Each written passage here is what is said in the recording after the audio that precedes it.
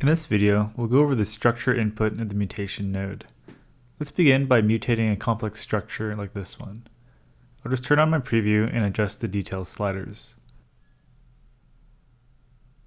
I'll push it just a bit further by adding some scale and orientation settings. You notice that our image is starting to become unrecognizable. In this case, we can place a structure guide and the node will do its best to maintain the primary forms outlined by the guide. As a review, the structure guide is a black and white image where the white is indicating parts where we want preserved by the mutation.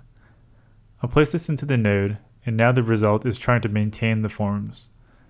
Now when I adjust the sliders, we're getting a much better result. We can fine-tune this further by using the feature ghosting slider. What this does is set the tolerance in which smaller shapes fuse together.